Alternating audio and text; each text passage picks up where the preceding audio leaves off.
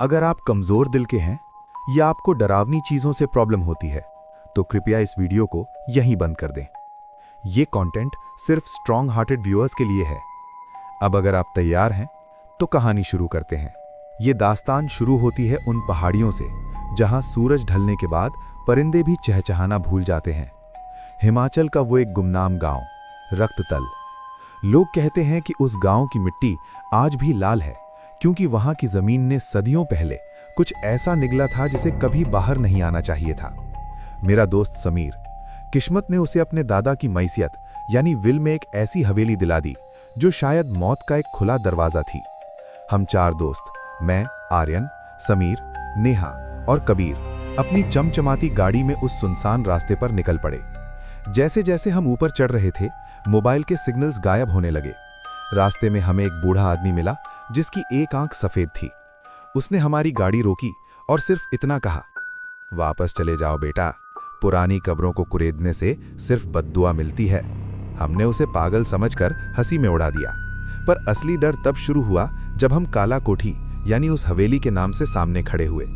हवेली के दरवाजे पर लगे लोहे के हैंडल इतने ठंडे थे कि जैसे किसी मुर्दे का हाथ पकड़ लिया हो। जैसे ही समीर ने चाबी घुमाई, पूरी हवेली से एक लंबी करहाने की आवाज आई, घर उन।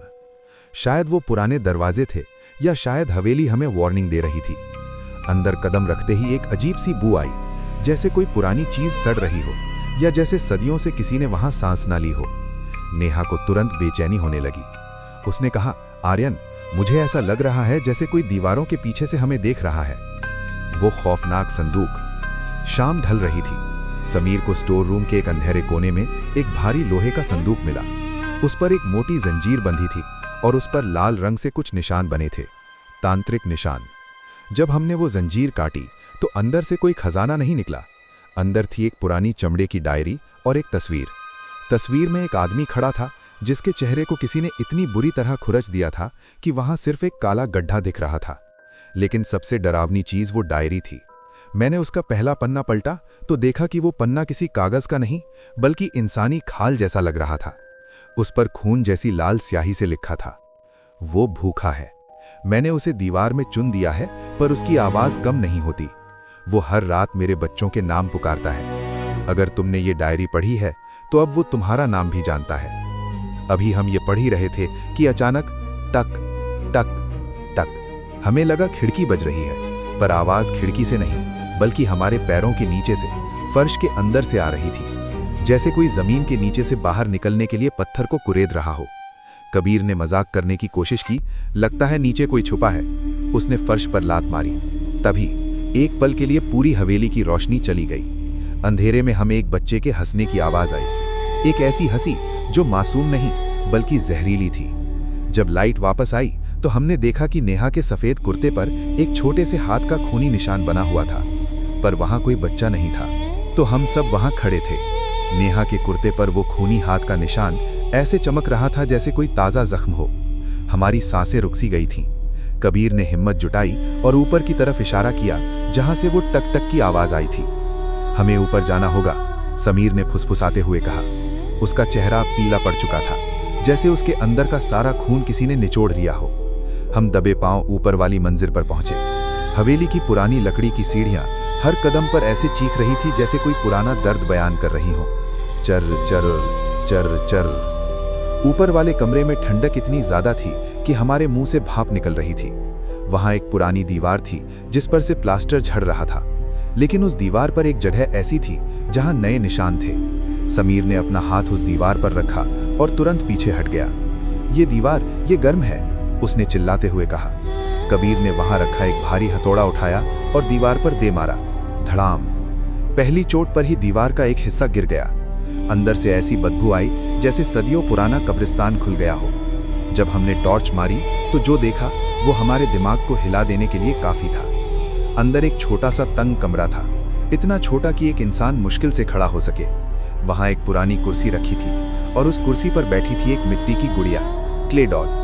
लेकिन वो गुड़िया आम नहीं थी। उसके बाल असली इंसानी बाल लग रहे थे और उसकी आंखों की जगह दो चमकीले काले पत्थर जड़े थे। गुड़िया के पैरों के पास एक कंकाल पड़ा था, एक छोटे बच्चे का कंकाल। ये मेरे दादा ने क्या छुपाया था? समीर की आवाज कांप रही थी। मैंने गौर से देखा, वो कंकाल अकेला नहीं था। उसके गले में एक तावीज था जो समीर के दादा की पुरानी डायरी के निशान से मिलता जुलता था। तभी नेहा चिल्लाई, आर्यन पीछे देखो। अचानक हवेली के सारे दरवाजे अपने आप बंद होने लगे। Bang bang bang. हमारी टॉर्च की लाइट झपझपाने लगी। सन्नाटे को चीरते हुए एक आवाज आई। वो आवाज जमीन के नीचे से नहीं बल्कि हमारे कानों के बिल्कुल पास से आ रही थी। काका, मला वाचवा, चच्चा मुझे बचाओ, वो मराठी में बोल रहा था। वही आवाज जो शनिवार वाड़ा के किस्से में मशहूर है, पर यहाँ हिमाचल में। तभी समीर जमीन पर गिर गया। उसका शरीर अकड़ने लगा, उसके मुंह से झाग निकलने लगा और उसकी आंखें पूरी तरह सफेद हो गईं। वो धस धस करने लगा और उसके मुंह से एक काली स्याही जैसा तरल निकलने लगा। समीर, होश में आओ। कबीर ने उसे झंझोड़ने की कोशिश की, लेकिन समीर ने कबीर का हाथ इतनी जोर से पकड़ा कि हड्डी टूटने की आवाज आई। समीर की आवाज बदल चुकी थी। अब वो समीर नहीं था।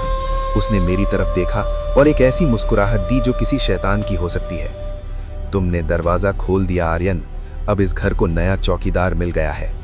उसी वक्त वो मिट्टी की गुड़िया जो कुर्सी पर थी, उसका सर धीरे से हमारी तरफ घूमा। उसने अपनी ग्लास की आंखें झपकाईं। हवेली की दीवारों पर वो काली परछाई किसी साये की तरह फैल रही थी। समीर खिड़की की मुंदेर पर खड़ा था। उसकी आंखें खुली थीं, पर वो हमें नहीं बल्कि उस लाल तालाब की गहराइयों को देख रहा कोई हिप्नोटाइज शिकार हो। कबीर अपने टूटे हुए हाथ को पकड़े हुए चीखा, आर्यन कुछ कर, वो उसे ले जाएगा। मैंने डायरी का आखिरी पन्ना पलटा।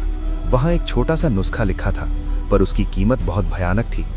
डायरी में लिखा था, युवराज को सिर्फ वही रोक सकता है जो उसकी गुड़िया को अपने खून से सींचकर उसे वापस उस अंधेरे चैम्बर में दफन कर दे। पर याद रहे, जो ये करेगा, युवराज का साया हमेशा के लिए उसके साथ जुड़ जाएगा। मेरे पास वक्त नहीं था। मैंने देखा कि वो बिना चेहरे वाली आकृति ने अपना लंबा ठंडा हाथ खिड़की के अंदर डाला और समीर का गला पकड़ लिया। समीर के पैर जमीन से ऊपर उठने लगे। मैंने वही पुराना खंजर उठाया जो उस संदूक में मिला था। मैंने अपनी हथेली पर एक गहरा कट लगाया। दर्द इतना था कि मेरी आंखों के आगे अंधेरा छा गया, पर मैंने हिम्मत नहीं हारी। मैंने अपना खून उस मिट्टी की गुड़िया पर गिराया। जैसे ही खून गुड़िया पर पड़ा, वो गुड़िया थरथराने लगी। उसने एक ऐसी इंसानी चीख मारी जो मेरे कानों के पर्दे फाड़ देने के लिए काफी थी। गुड़िया से धुआं निकलने लगा और अचानक हवेली के अंदर की हवा बदल गई। वो काली आकृति जो समीर को खींच रही थी, वो रुकी। उसने अपना सर, जो कि सपाट था, मेरी तरफ घुमाया। उस वक्त मुझे ऐसा लगा जैसे हजारों सुइयां मेरे दिमाग में चुभो दी गई हों। मैंने पूरी ताकत से चिल्लाते हुए वो गुड़िया वापस उस सीक्रेट चैम्बर के अंदर फेंक दी और कबीर से कहा, कबीर दीवार बंद करो अभी। कबीर ने रोते हुए अपने एक हाथ से उन गिरी हुई ईंटों को वापस वहां लगाना शुरू कर दिया। जैसे ही आखिरी ईंट लगी, बाहर तालाब में एक बहुत जोर का धमाका हुआ। बूम! समीर थप से फर्श पर गिर गया। वो काली परछाई धुएं में बदलकर हवा में गायब हो गई, पर सन्नाटा अभी भी खतरनाक था। हमने समीर को उठाया और वहां से भागे। हमने अपनी गाड़ी स्टार्ट की और पीछे मुड़कर नहीं देखा। पर जब हम गांव के बॉर्डर पर पहुंचे, तब समीर को होश आया। उसने धीरे से अपनी आंखें खोली।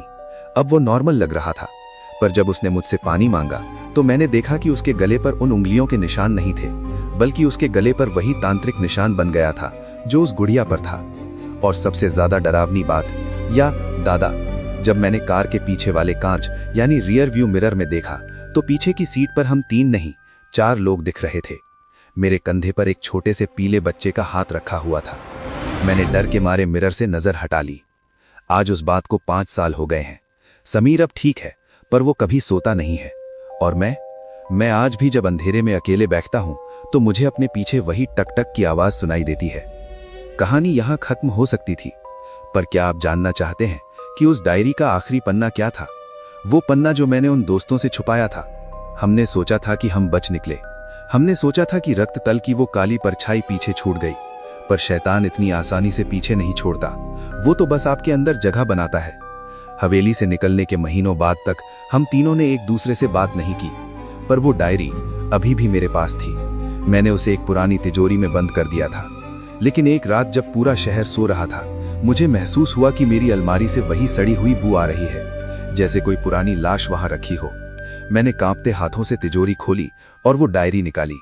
मैंने देखा कि डायरी के आखिरी पन्ने, जो पहले खाली थे, उन पर अब नया खून उभर रहा था। इबारत बदल चुकी थी।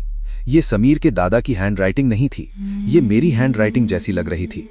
उस पन्ने पर लिखा था, युवराज को बलि नहीं चाहिए थी, उससे तो बस एक जिंदा जिस्म यानी लिविंग बॉडी चाहिए था, ताकि वो हवेली की कैद से निकलकर शहर जा सके। जो कोई भी उस पर अपना खून गिराएगा वो उसकी रूह का रास्ता बन जाएगा। मेरा दिल डूब गया। मैंने अपना खून उस गुड़िया पर गिराया था समीर को बचाने के लिए। मैंने सोचा था मैं कुर्बानी दे रहा हूं, पर असल में मैं शैतान का रास्ता बन गया था। मैं तुरंत बाथरूम की तरफ भागा और आईने के सामने खड़ा हो गया। मैंने अपना कुर्ता उतारा। मेरे सीने पर बिल्कुल दिल के ऊपर वही छोटे बच्चे का हाथ का निशान उभर आया था, वही निशान जो पहली रात नेहा के कुर्ते पर दिखा था। लेकिन सबसे डरावनी बात अभी बाकी थी। मैंने आईने में देखा कि मेरी आंखों के पीछे कुछ हिल रहा है, जैसे मेरी आंखों की पुतलियों के अंदर कोई छोटा सा बच्चा बैठा मुझे देखकर मुस्कुरा रहा हो। मैंने चिल्लाने की कोशिश की, पर मेरे मुंह से मेरी आवाज नहीं निकली। मेरे मुंह से वही मराठी अल्फाज निकले, काका मला वाचवा। तभी मेरे फोन की घंटी बजी।